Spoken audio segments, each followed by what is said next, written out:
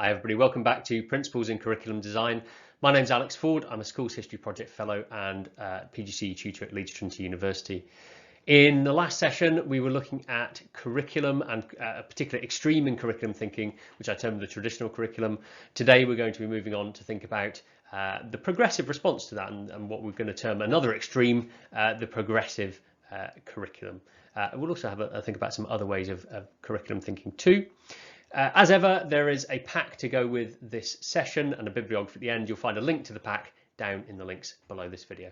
I hope you enjoy it. So when we looked at the traditional curriculum, we had this kind of landscape picture in which I was trying to convey this idea of tradition. I suppose I could have gone for a very traditional city or town, medieval town, something like that. The idea that we are passing on something. The idea of the progressive curriculum, I think, very much is linked with ideas of modernism as well, and various types of modernism. But if we're thinking about the progressive curriculum and what it is and what it stands for, I suppose it's really about reimagining what the future could be and thinking about the differences that we could bring about through education and the kinds of curriculum. So in many ways, the progressive curriculum that we're going to have a look at today is a reaction to the traditional curriculum and all the problems that sit in a traditional curriculum that we've looked at already, not least that this idea of passing things on, although it seems on the surface to be a lovely idea and there's very kind of this idea of passing on something to care for over time, in reality embedded and strengthened existing power structures and problems. So how does the progressive curriculum respond to the issue of what should curriculum be? So we can see that the idea that the future will fundamentally kind of be a continuation of the present is rejected here. And the idea in extreme progressive curriculum thinking is that the future will and probably should be fundamentally different to the present, as in almost completely unrecognizable. I'm sure lots of us have come across those, 100 jobs that didn't exist in 1950 that exist in the year 2000 and those kinds of things. That idea that we're going through a complete change in society. And so what it does is it says we need to reject that way of thinking about education as well, or think about education and curriculum, because the kind of curriculum that is a transmission of knowledge doesn't prepare students for a future which will be different. So what does it do instead? Well, it places not knowledge, but wider qualities at the heart of a desirable education. So we might think things like tolerance, critical thinking, democratic engagement, things like that are at the heart. And actually, you can see this quite well in that 21st century skills type image on the right hand side, and variations of this exist all over the place, with critical thinking, communication, collaboration, creativity. So the idea there are kind of a body of generic skills that you can master, and therefore that gives you the ability to do almost anything. So what else comes in this? Well, inherent in this is a rejection of the idea of knowledge being inherited, and the idea that it's a good thing to transmit knowledge. So at the very extreme end of this progressive curriculum, you might argue that knowledge transfer just reinforces the arbitrary power relations that exist in society as we have it now. So because somebody has to choose what knowledge we transfer, that is an exercise in power, and of course it can be an exercise in oppression. So this obviously feeds into lots of kind of post-colonial and Marxist thinking around what should and shouldn't happen in terms of power, in terms of knowledge transfer. So the argument, therefore, in the very extreme ends of progressive curriculum thinking is that we need to reject the power of knowledge altogether, because no knowledge can be free of the values of the people who put it in there. Whatever knowledge we choose to pass on is going to be tainted by the people who choose it for their own purposes. So what do? Well, we reject knowledge transfer and we place instead the importance of skill transfer, or generic skill transfer. There are all sorts of problems with that, which I'm not going to go into here, but we can come back to that maybe at another point. So what else do we see? We also see a rejection of subject boundaries. Why? Well, because again, the argument is that subject boundaries are ways of imposing power and controlling the narrative over what knowledge we transmit. So you will see in lots of very progressive curriculum thinking the idea of breaking down subject barriers and bringing in cross-curricularity and to some extent, complete openness in terms of what we study. And you can see that actually in some very progressive schooling systems where children are allowed to choose what they study, for example, and not guided by particular boundaries, particular subject principles. So subjects therefore become not vehicles of knowledge transmission, but arenas in which you might practice more generic skills like communication. So in history, for example, you're not necessarily practicing the skills of history or the ideas of history.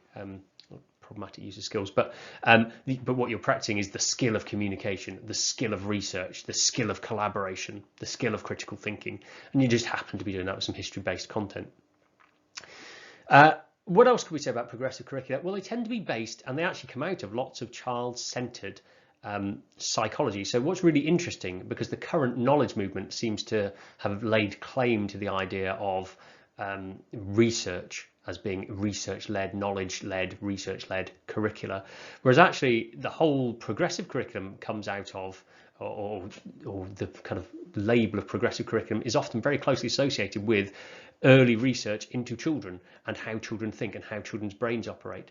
So people like Vygotsky, Bruner, and so on are all people who have looked at the way that children think and the way that they behave when they are learning. And so actually the whole approach of progressive curriculum models is often to start with what do children understand about the world, what do they need, and it's centered in the psychology of children. And again, there's some fascinating things. If you haven't read up on people like Vygotsky, Bruner, and so on, Piaget, etc., it really is worth going to have a look and do some more reading around that. And you don't need me to tell you that. You can go and find some things very easily online if you want to.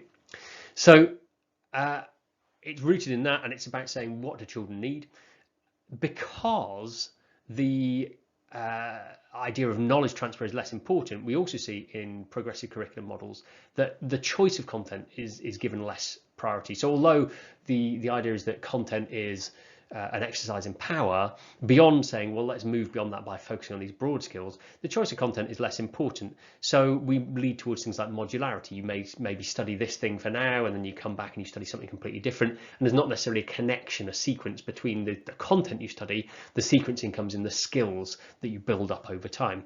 And again, inverted commas for that. And therefore, what becomes important is the pedagogy, because it needs to emphasize those desirable traits. So if you want students to become critical thinkers, your pedagogy needs to engage students in critical thinking opportunities. If you want students to be creative, then they need to be given opportunities to be creative. If you want students to become democratically aware and involved, then you need to manage your classroom in a democratic way. That's the argument in lots of progressive curriculum thinking.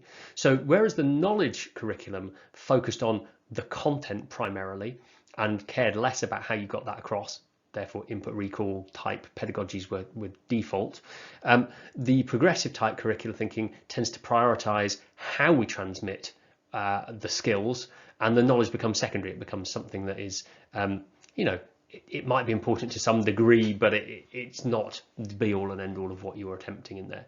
And so you can often lead to some quite odd sequencing decisions. So maybe in history you might begin with some kind of unit on Nazi Germany because that's what children are interested in, and then you move back and do something on the Middle Ages. It doesn't really matter. And actually lots of the modular exam system that we had for a long time in this country is partly linked to that idea that there should be some freedom in how you sequence and choose those kinds of options. And you can see that in lots of things we've had in the past as well. So the idea that children progress in skills, you can see very clearly in this old national curriculum levels skills ladder. So that idea that children weren't mastering content necessarily, but they were mastering a particular skill. Now this is history, so you can see here we've got change in continuity, skill, thinking anyway, and the idea that children can master this by moving up the various levels, so that at level 5 they can explain the cause and impact of change, then they can explain the extent of change, then they can explain the speed of change. And actually we haven't got space to go into here, but that is a nonsensical progression because it depends what you've studied. You might be able to do that very well at level 7. You explain the speed of change and continuity across a specific time period in terms of the Industrial Revolution, say, but not at all in terms of how things have changed in Mao's China, for example, over 50 years. So it's kind of nonsensical to talk about skill progressions in that way, and yet we see it, and we saw it from 1991 onwards in national curriculum levels, this idea that you progress in skills separate from content in some subjects, especially much less so in subjects like maths, where you could define exactly what you were going to study. But in history, where you weren't defining it to the nth degree, this was the kind of solution. And again, I haven't got time to go into why that's really problematic here, but you get some idea. And it also led us to the slightly more problematic approaches to education, like this one. So this is based on the RSA Opening Minds curriculum, and rather than focusing on specific content, you can see this very explicitly focuses in red on desirable traits they want to develop in learners. So these things here, positive motivation, coping with change, morals and values, stress management, were all competencies that the Opening Minds curriculum put front and center, and it said, and you pick whatever content you want to get those competencies embedded in students. So the transferable things here are the stuff in red, and you can already see how this creates problems. Now this is a scheme of work that came from a school I worked at, and it's 3 years worth of Key Stage 3 content based for based for history, geography and RE together, so kind of combining all those subjects to that cross-curricular element. And you can see how topics are just become vehicles without really much thought to the order they're going in for delivering these things. In fact, it's the order mattered so little that in fact what happened was everybody in year was actually in middle school, so everybody in year 5 did this. So the end of Key Stage 2, and then everybody in year 6, and everybody in year 7, and the next year it cycled on and everybody studied that, and then everybody studied that. So even the idea that there was a progressively harder set of content was not there in this. So you can see some of the slightly bizarre things that were going on here. So take something like Olympic Games, for example. That was it was 2012, so there was a direct connection to the Olympic Games happening there. It was 2012, might have been 2008. And you can see that this was supposed to inspire these particular things, and your lessons were supposed to be designed to promote all those competencies. And you can kind of see this if we have a look here at an example of a lesson that came from that time period. So this topic area was research and coping with change. It was the lesson topic itself was Henry VII, bizarrely that should be Henry VIII clearly, and the church, and the competencies were to develop book research, being a team member and doing peer discussion. And that was kind of the aims, and everything was just a vehicle to do those things, whether or not it made any sense in on the context of Henry VII and the church, which it really wouldn't have, or Henry VIII and the church. And you can see the aims in that lesson with these. Research the reign of Henry VIII, at least it is right in this one. Create a timeline to show the research and give constructive criticism for each other. So there's no real sense in which the history itself was being prioritised in this. The constructive criticism, the create is the key thing here. That's the creativity aspect of the research, applying research, and the research. These are the kinds of things that are being developed as kind of generic competencies, and it's messy and problematic, and it doesn't take an awful lot of thinking to see why. I've talked about this already now in relation to those national curriculum levels, but I do think it's a point worth reinforcing as a deep problem with the idea of the extremes of progressive curriculum thinking, and it's this idea of transferable generic skills, and whether those are communication skills or the ability to interpret information. It's not easy actually to understand something generically, and in fact some researchers argue it's impossible. So even if we took something really basic like image recognition, can you draw an inference from what you can see in an image? If I show you an image like this, which is deliberately made vague, so you can look at it and your brain needs to try and work out using its image processing faculties what can be seen here. Lots of people, when doing this, won't be able to make out what this image is showing, even though it is something that you can recognize. However, if I show you a picture of what this is representing, what will happen in a second is that you'll be able to see it. So if I put this image on over on the right, which shows you obviously that, so this is a 1-bit image of the grayscale version on the right there. Now your brain, whatever it thought it could see before, can now see the frog. and probably it can only see the frog in that left-hand image.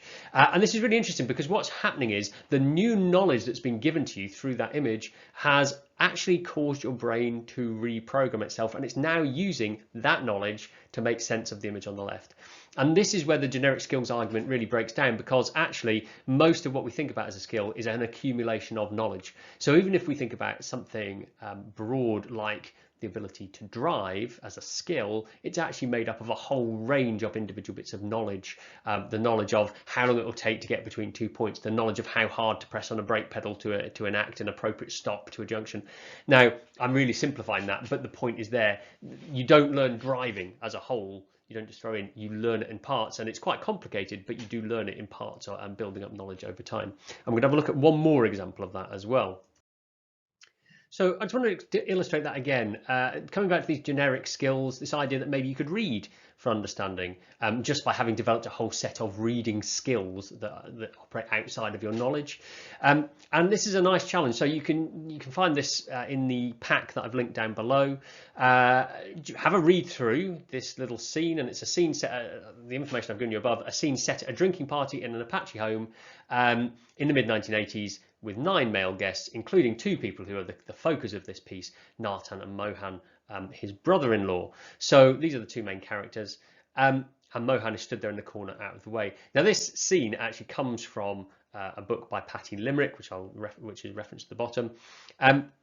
What I want you to do is read the scene and then have a think about what's happening, okay, what's going on, try and draw some inferences, and think about what's the relationship like between Nathan and Mohan, and maybe a little bit about the character of each person.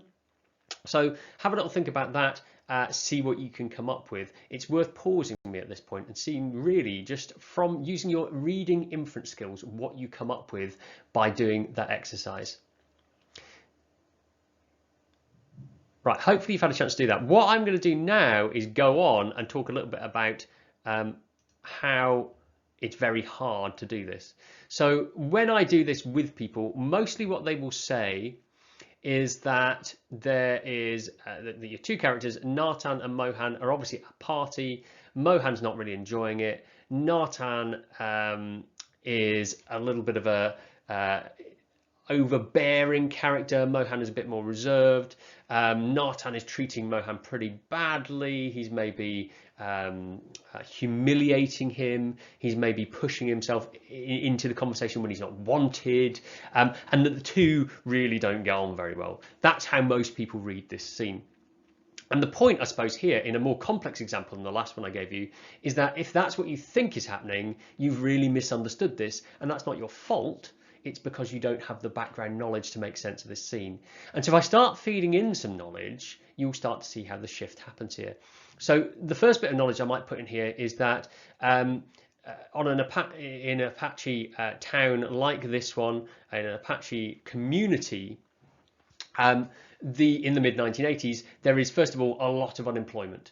And therefore, we can start to read into this that Mohan is maybe out of work. Or that he's maybe having to look at support and aid from the state in this case. If we then add into this as well that that Mohan at this point might also be seeking help from the agencies that are available and open to Native Americans to get this kind of support, potentially reservation agencies, but possibly not, and that historically those agencies have been particularly poor at dealing with fairly the claims of Native American claimants. And if we look at this in the context of the Apache having been oppressed by the United States for a very long period of time, then we start to get a whole new light on this. Now, that doesn't necessarily change the relationship, but we might understand a little bit about Mohan's situation a little bit more, but we don't understand Nathan anymore. But if we understand that over a period of time, the Apache developed a mode of kind of wordplay and humor where they might, in any given setting, suddenly drop into this mode where one of them pretends to be a white person, usually a white official, and the other person takes on their normal role. Then we start to see what's happening here. So what's happening is Nathan is jumping into this kind of linguistic game they are playing in which he's pretending to be a white official in the the Employment Office, and therefore, yes, actually humiliating Mohan, but humiliating him not in the way of actually humiliating him personally, but illustrating and sharing together a joke about the way, a kind of black humor joke about the way in which white American institutions treat Apache at this point in time in the 1980s. And that puts a really different spin on this. And you can't get that without the knowledge. So the idea of having a reading for understanding skill, yes, you can do all kinds of things to read this and try and draw meaning out of it, but without that underlying knowledge, you really won't get the meaning out of it at all. And that's a kind of big weakness in this progressive model of generic skills. So what are the issues in Extreme 2? Well, we've seen a lot of them already. I'm going to do them briefly here. The hybridity of it, the fact that you could try and pull together loads of different subjects and just make it all about the skills, creates a genericism, a really massive genericism around the curriculum, that there's nothing specific to learn anywhere. It's all just, you know, all the same, which of course led to all sorts of problems in the 2000s around, well, why do we need history in particular at all? Why do we need geography in particular at all? And the collapsing of subjects into bigger and bigger clumps. Or faculties of subjects, and then sometimes even beyond that, and I've seen schools where that's been really collapsed into crazy faculty collaborations where PE and history and DT are all working together. So there's a kind of genericism around that that's, I think, slightly destructive, not slightly, really destructive. A kind of, I think Christian Council might call it a curriculum violence. There is a kind of relativism in the idea of knowledge as well, so that any knowledge is fine. It doesn't matter what knowledge you include. All knowledge is as good as any other, because all knowledge is a kind of perversion and a power play. So the more random you make it, the better, because then you can't be playing any power games because you're not trying to give a particular story. And I call this the titanification of the curriculum, based on that principle that what often happens when you say what knowledge you cover doesn't really matter, you then say, well, what knowledge would interest students? And two problems happen then. One is you assume what students would be interested in by what they demonstrate an interest in, rather than what they might be interested in. So it's often, you often see this in the case of, oh, I've got to teach a load of boys who are a bit disruptive, let's do it about the history of football. And there's so many problems in that, I don't want to go into them here, but this is exactly the same thing here. And when I was starting teaching, it was very much around, oh, I wonder how can we bring in popular films of the day. And so Titanic, we study a whole unit on Titanic, and it was never, you know, what can the who survived from the Titanic tell us about class structures in England at this point in time, or in Britain at this point in time. It was always around what happened on the Titanic. Let's see if we can work out if they might have not hit an iceberg, if they'd done X, Y, and Z differently. So it was all kind of weird murder mystery stuff. It's similar to kind of JFK. Lots of places spend ages on JFK units, which could be done really well, looking at the social tensions, the political tensions in America in the 1960s. But it ends up being murder mystery, who killed JFK, which just isn't really history, is it? I mean, let's be honest, because it's not about those historical questions.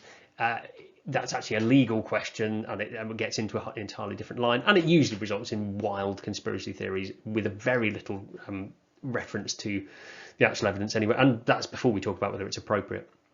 And I've written about that before. That's, again, not space here. So what we end up with is a curriculum that teachers then create that they think children will like, and therefore they miss out on a whole range of other things. And therefore, you know, if for every term you spend on JFK, which I did, one school spent an entire term on this, or half term you spend on the Titanic, you're also missing out a whole load of other knowledge that students could have had, and a whole load of other areas of history. We often used to say to children when they pick their options, you know, you get children come from other schools and you'd say, well, we do this medieval and this early modern A level, and they'd say, well, I don't really like that. And the question was always, well, do you know what you like, or do you like what you know? And I think there's a big element of that here, and there's a big element of social justice in that as well. Because if we never give students opportunities to do things outside what they think they like, you might never reveal to them this wonderful world of history that's out there. Or other subjects, of course, as well. There's no sense of the generative power of knowledge. This is kind of touched on already. Council talks a lot about this. So the idea that it's not just skills that are transferable. In fact, skills arguably aren't transferable. But or in some ways they're not transferable, not in the way that we're talking about here, but there's no sense that knowledge is generative, as in you learn some knowledge and therefore you can build new knowledge on the back of it. So that disappears in this extreme of thinking. Students are not given knowledge which transcends their experience. We touched on that already. This is called the Matthew effect.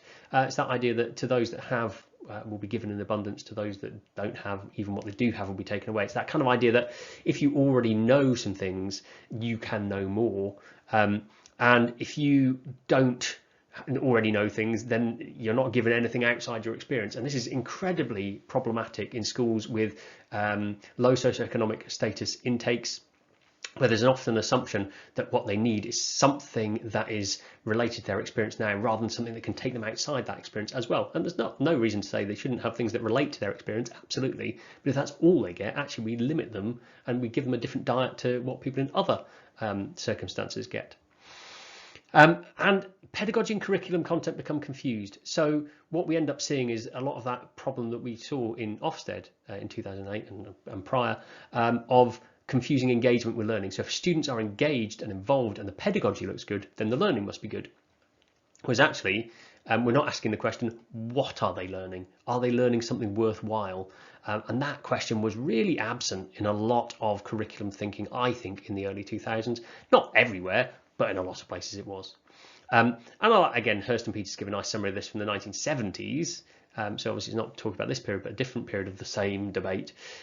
Progressives in revolt stressed qualities of mind such as critical thought, creativeness and autonomy, but they didn't sufficiently appreciate that these virtues are vacuous unless people are provided with the forms of knowledge and experience to be critical, creative and autonomous with. So you can't be critical in general, you have to be critical about something. And then the final one I want to look at, just very briefly, is the third extreme.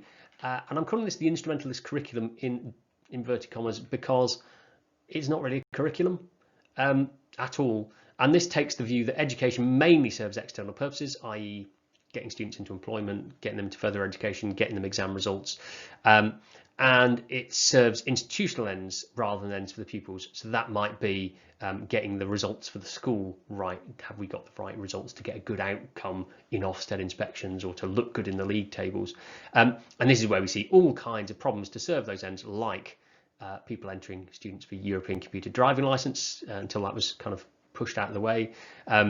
So I think very famously, a couple of big academy chains entered all their students for the ECDL because it gave students a GCSE, and you could basically do that course in a few weeks at the end and get yourself an extra few points. And then the DFE decided that they were no longer going to give a full GCSE equivalent for ECDL. And very strangely, all these schools that had sworn blind that this was a vital part of students' education stopped doing ECDL. Anyway. And it also feeds in things like off-rolling, because if you want your results to be good, then off-rolling provides you with some solutions to that. And again, there's been all sorts of things around that at the moment as well. So the focus is not on curriculum and what we're learning, but what can be measured. It focuses just on outcome. Let's have a look at what can be measured and let's do things that can impact on what can be measured. So therefore, teaching is linked to improving those outcome measures, but it means that we lose the focus on what we're teaching and why we're teaching it in the first place. And that therefore means there's an absence of curriculum thinking, I think, in that extreme. And so it leads to a whole range of approaches that aren't starting from what are we trying to achieve here, but start from here's an outcome, I wonder what we could do to tweak that outcome. And it leads to things like the use of Bloom's objectives. So you've got to have a describe and explain and an evaluate objective in every lesson. It leads to things like using GCSE grades, like over here as a progression model, flight paths and all other things that don't make sense. It leads to all kinds of things around directives on teacher talk. You mustn't talk for longer than 5 minutes, or Ofsted will grade you down. And to be fair, that was true, but it was Ofsted being ridiculous. And anything that started from the point of view of what's important in curriculum would have said, well, what do we want to achieve? Is teacher talk an effective way of doing that? And if it is, then it should be there. And if it isn't, it shouldn't be there. But this said, here's a blanket directive on teacher talk. So instrumentalist curriculum to me is not curriculum thinking, but you will come across it a lot still in schools, and for good reason as well, because schools live or die on Ofsted grades. So there is always a tension in this, and I appreciate that too. We've talked about these already. Issues in this extreme three, it's an absence of curricular thinking. It simplifies education to a process of achieving outcomes, and just measurable outcomes at that. And although measurable outcomes can be important, they definitely aren't everything. As we are finding out in the middle of a COVID crisis, that it's not all about the results. So narrowing and gaming come out of this very strongly, because it's not about the bigger picture of what you study, but it's about the result you get at the end of it. And I'm sure I've worked in schools where curricular narrowing, curricular gaming has gone on, where you enter students for particular exams because you know they will get a grade in those exams. You might massage your coursework results. Now I have to say I've never done that, but I've known schools where that has happened. And just reading through the DFE cases where people have been brought into tribunals, we know that happens. Not as much as maybe we fear, but enough that it's problematic. Credentialism and grade inflation. Everything that you do in this kind of extreme means that you're pushing the grade boundaries up all the time, because the better you get at doing something, or the more you game the system, the higher the grade boundaries go. This is the way it works. And credentialism causes all sorts of problems, because we say to students the only things that are valuable are those pass grades. And whilst that might be partially true, and that's what employers are going to look for, equally we know that half of students aren't going to get that grade 4 and higher. Thereabouts, well, probably just over a third of students aren't going to get that grade 4 and higher. So actually what we're saying to those students is your grade for this, it doesn't really matter, it's not good enough, and it doesn't give. So what's their motivation? If you come into something you're predicted to get a grade 3, what's your motivation really? So there's a whole range of problems around credentialism and students who don't care about grades, and there's a whole range of interesting research around what about students who already have paths that they're going to go into and don't need grades. Actually, there should still be something that keeps them coming back to education. And of course, crucially, it deprofessionalises teachers, because it says all we're doing is about getting outcomes, and we can tell you how to do that because we know the games to play. Well, actually, teachers, whether you agree with extreme 1 or extreme 2, or you agree with neither, both of those extremes involve some theorising around what we're trying to achieve, and that's professionally enriching, even if you disagree about it. This is not. So this is just a little task to draw together what we've covered over the last couple of sessions. I've put in the handout that you can download in the link below a summary of the 3 different extremes of curriculum thinking that I've talked about already. The reality is that most schools aren't at the extremes. There are, of course, exceptions to that, and some schools very proudly declare themselves at those, well, certainly extremes 1 and 2, and occasionally extreme 3, though less so these days. Although it's interesting to see the groups of schools that have responded to the new Ofsted framework by saying they prioritise exam results. Anyway, let's move that to one side. Most schools are quite pragmatic in the way they approach things. However, what they end up with is a combination of different ways of thinking about curriculum, and that sometimes in itself can be problematic, because what you end up with is modes of curriculum thinking that are in conflict with one another. So at one point we're trying to develop and pass on a whole load of cultural capital, whilst also developing a range of generic skills and prioritising our GCSE exam results as the sort of be all and end all of social progress. And actually that creates a whole range of tensions within a school, which are not always recognised as having come from those competing curricular aims. So what's a really interesting task is have a think about a school you are working in, or a school you have worked in, and where you've seen those different types of curriculum thinking in play. What seemed to be dominant? What impact did that have? What were the positive and negative impacts of each? Because actually part of this is schools thinking about what's the most appropriate approach to curriculum for themselves, although we will come on to in the next session how Ofsted are interpreting curriculum as well. So we've now looked at why we're all interested in curriculum, and why curriculum thinking is important. We've looked at 3 extremes in curriculum thinking, but predominantly we've looked at the traditional and progressive ways of thinking about curriculum. In the next session, I'm going to move on to thinking about a 3rd way in curriculum thinking, in the disciplinary model. And in that, we're also going to have a think about the way in which Ofsted have maybe interpreted curriculum, and think about how things fit in with that as well.